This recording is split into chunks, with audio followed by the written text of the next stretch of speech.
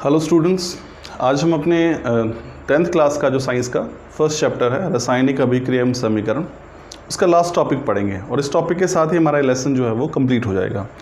तो आइए सुनते हैं कि हमारा जो ये लास्ट टॉपिक है वो है क्या। देखिए, हमारा जो आज का टॉपिक है स्टूडेंट्स वो है संक्षारण यानी कि करोजन। अब यहाँ पे हम पढ़ेंगे इस टॉपिक के अंदर कि संक्षारण होता क्या है, जिसको आप करोजन कहते हैं, वो होता क्या है। और फिर हम पढ़ेंगे कि जो संक्षारण है उसके उदाहरण देखेंगे। हमारे पास 3 अलग अलग उदाहरण है। फिर हम देखेंगे जंग लगना क्या होता है। देखिए, संक्षारण और जंग लगना दोनों में मैं फ़र्क भी समझाऊंगा। बच्चे अक्सर इस टॉपिक पे कंफ्यूज हो जाते हैं कि शायद जंग लगना और संक्षारण है वो सब एक ही चीज़ें हैं। हम उस पर देखेंगे थोड़ा अलग क्या है वो।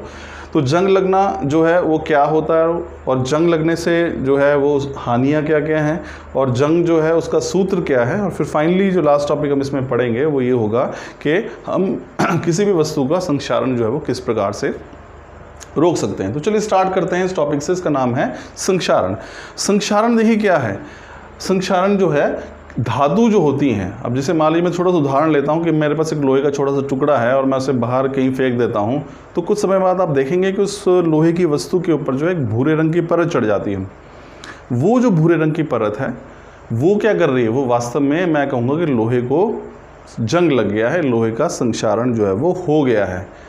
अब ऐसे कोई और धातु, अब देखिए हमने ये गुण पढ़े कि धातु में अक्सर जो है वो चमक पाई जाती है। तो कोई भी धातु जो है यदि आप उससे खुला बाहर रह जाती है तो वो अपने आसपास के जो पदार्थ हैं, चाहे वो वायुमंडल में ऑक्सीजन हो, चाहे कार्बन डाइऑक्साइड है, चाहे नमी है, चाहे अम्ल है या कुछ और कोई भी गैस हो सकती है या कोई भी पदार्थ है उसके आसपास धातु के, जिससे वो अभिक्रिया कर लेती है। और अभिक्रिया करने के बाद क्या होता है, वो अपनी चमक खो देती है। तो ये जो गुण है धातुओं का, जिसमें कि वो अपने आसपास के पदार्थों से अभिक्रिया करके अपनी चमक खो देते हैं, इसी को बोलते हैं हम संक्षारण। तो संक्षारण है क्या? संक्षारण एक ऐसा प्रक्रम है जिसमें धातुएं अपने आसपास के पदार्थों से अभिक्रिया कर कर अपनी चमक खो देती हैं। अब इसमें ये आप देख सकते हैं धातुओं का आसपास के पदार्थ कौन से हो सकते हैं? अम्ल है, नमी है, कार्बन डाइऑक्साइड है, ऑक्सीजन है। इनसे अभिक्रिया इनके संपर्क में आने पर अपनी चमक खो देना जो है, इसी को बोलते हैं हम संक्षारण। अब संक्षारण के उदाहरण देखिए। संक्षारण के यहाँ पर 3 उदाहरण लिखेंगे। सबसे पहला है लोहे को जंग लगना। तो देखो, लोहे को जंग लगना जो है वो संक्षारण है।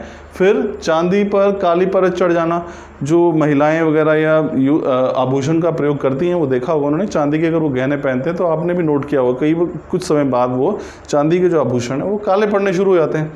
तो चांदी पर जो काली परत चढ़ रही है उसकी वजह से क्या होता है, चांदी की चमक जो है वो खत्म हो जाती है। तो ये चमक खत्म होना ये भी संक्षारण ही है। तो चांदी का संक्षारण हो गया, हम यह कैसे कह सकते हैं। फिर तांबे पर हरी परत चढ़ जाती है। कई बार आपने देखा होगा तांबे के बर्तन जो प्रयोग करते हैं हम, उसमें क्या होता है, उसमें बर्तन के बाद जब बहुत समय तक आप उसकी साफ़ सफाई नहीं कर रहे हैं या वो साइड में कहीं पड़ा है, तो नमी के कारण जो है उसके ऊपर भी हरे रंग की परत जो है वो चढ़ जाती है। तो ये तीनों जो है संक्षारण के उदाहरण हैं। लोहे को जंग लगना, चांदी पर काली परत चढ़ना और तांबे पर हरी परत चढ़ना। अब हम बात करते हैं जंग लगना। देखिए, आप यहाँ पे एक ध्यान रखिए कि जब हम जंग शब्द का इस्तेमाल करते हैं तो वो केवल और केवल लोहे के लिए ही प्रयोग होता है। जो जंग शब्द है वो सिर्फ और सिर्फ लोहे के लिए प्रयोग होता है। यानी मैं कहूँगा कि लोहे पर जंग लगा है। मैं ऐसे कभी नहीं कहूँगा कि चांदी पर जो है जंग लग गया है या तांबे पर जंग लग गया है या इस धातु पर जंग लग गया है। नहीं, जो जंग शब्द है वो ध्यान रखिए वो केवल और केवल लोहे के लिए ही प्रयोग किया जाता है। तो ये यहाँ पे कंफ्यूज होने की ज़रूरत नहीं है। तो ये हम बात करेंगे जंग लगना। जंग लगना क्या है? अब हमने वही सभी अभिक्रिया जो है सेम है। जब लोहे की धातु, क्योंकि हम जंग लगने की बात कर रहे हैं तो हम सिर्फ लोहे की ही बात करेंगे। तो लोहे की जो वस्तुएं हैं जब वो अपने आसपास यानी वायुमंडल से ऑक्सीजन और नमी, इन 2 चीज़ों के साथ अभिक्रिया करती हैं, तो लोहे के ऊपर क्या होता है, एक भूरे रंग की परत जो है वो चढ़ जाती है। और उसी भूरे रंग की परत को हम क्या बोलते हैं? उसको बोलते हैं हम जंग, जिसको इंग्लिश में रस्ट कहते हैं। तो ये रस्ट जो है, ये जंग जो है, इसका सूत्र क्या है आप देख सकते हैं नेक्स्ट टॉपिक में। यहाँ जंग का सूत्र है Fe2O3XH2O, यानी कि हाइड्रेटेड फेरिक ऑक्साइड है, इसी को हम जंग कहते हैं। तो लोहा है, लोहे का ऑक्साइड बन गया है और H2O साथ में जुड़ा, तो हाइड्रेटेड फेरिक ऑक्साइड, इसी को हम कहते हैं जंग। तो ये जंग का सूत्र है Fe2O3XH2O। अब जंग लग गया लोहे को, कुछ हानि हुई? बिल्कुल हुई। हानि हमारे पास क्या हुई है कि जो धातु है वो अपनी चमक खो देगी, ठीक है ना। और क्या होगा, जो लोहा है वो क्षतिग्रस्त भी हो जाएगा। संक्षारण की अगर हम बात करें, जो धातु है वो क्षतिग्रस्त हो जाती है, यानी कि नुकसान होता है। बड़े बड़े हम रेलवे के पुल बनते हैं, या हम वैसे वाहनों के लिए बड़े बड़े पुलों का निर्माण करते हैं, तो वहाँ भी लोहे का इस्तेमाल किया जाता है। लेकिन कुछ समय के बाद जो है उसको वो प्रयोग के लायक नहीं रहते। कारण क्या है कि उसमें जो लोहे का इस्तेमाल किया है उन पर जंग लग गया है। अब जंग लगने के कारण क्या हो गया, लोहा जो है वो क्षतिग्रस्त हो गया है। रस्टिंग की वजह से, जंग लगने की वजह से लोहा जो है वो क्षतिग्रस्त हो गया है। अब वो कभी भी टूट सकता है, तो उससे काफ़ी ज़्यादा नुकसान हो सकता है। तो हम इसलिए ऐसे पुलों के प्रयोग पर पूर्ण रूप से प्रतिबंध जो है वो लगा देते हैं, या उसे तोड़कर नया पुल बना लिया जाता है। तो ये था जंग से हानि। अब बात करते हैं संक्षारण को रोकने के उपाय। अब देखिए, संक्षारण को रोकने का वो उपाय, कोई भी हम उपाय जो है वो सोच सकते हैं। अब पहले तो हमें ये चीज़ ध्यान में रखनी हो कि संक्षारण हो क्यों रहा है। जब भी कोई धातु वायुमंडल में ऑक्सीजन हो गया, कार्बन डाइऑक्साइड होगी, या फिर अम्ल हो गए, या फिर कुछ और नमी होगी, इनके संपर्क में आती है तो उसका संक्षारण हो जाता है। अब यदि मैं कोई भी ऐसा उपाय करूं जिसके चलते मैं उस धातु का इन वायुमंडलीय पदार्थों से संपर्क ही तोड़ दूं, तो जंग लगेगा ही नहीं, संक्षारण होगा ही नहीं। तो यानी कहने का मतलब क्या है कि मान लीजिए लोहे की धातु है, एक छोटा टुकड़ा है, इसको समझने की कोशिश करते हैं। लोहे का टुकड़ा है मान लीजिए, अब यहाँ से मान लीजिए इसके संपर्क में क्या है, वायुमंडलीय जो पदार्थ है, इसमें ऑक्सीजन भी है, कार्बन डाइऑक्साइड भी, वो सभी इस पर जो है इसके साथ अभिक्रिया कर लेते हैं, जिसकी वजह से क्या होता है, इसके ऊपर एक परत चढ़ जाती है इस तरीके से, ऐसे, और ये क्या होता है, अपनी चमक खो देगी। हम कहेंगे जो है धातु का संक्षारण जो है वो हो गया है।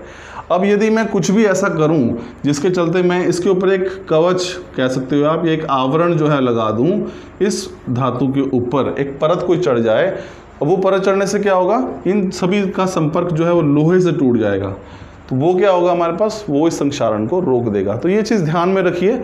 अब वो हम जो परत चढ़ा रहे हैं आवरण या धातु के ऊपर जो चढ़ा रहे हैं, वो कैसे, उसके हमारे पास उपाय देखिए क्या है।